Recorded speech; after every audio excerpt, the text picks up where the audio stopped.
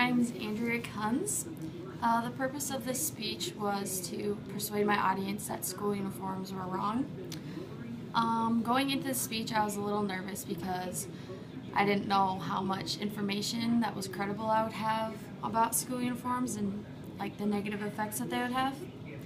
To make sure my ethos was high and credible, I used informative sources and articles that were peer-reviewed.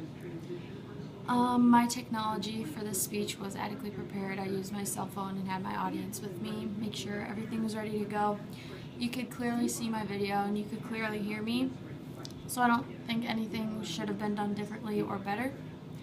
In terms of structure and organization, I was more comfortable in my main paragraphs because I could build it off of the information I'd found, but for negatives, it was harder for me to do an intro and conclusion. When considering my audience, I based my information on high school students because that's who I had in my audience, and they were surprised by some of the facts I'd found about school uniforms. My strongest persuasive argument, I would say, is when there was research done by actual high school students to see how they felt about school uniforms, which was a lot of negativity.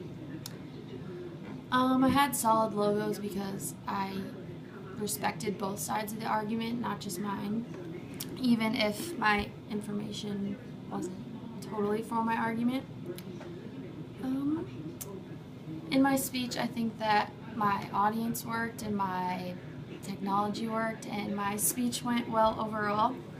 Target areas I could improve on would be to look at my audience members more. I usually look up or look behind them so I could work on more eye contact. And connecting my experiences, I looked at chapter 14, page 107, and for my persuasive speech I used the problem-solution organizational pattern where I saw the problem of school uniforms and gave a solution for it.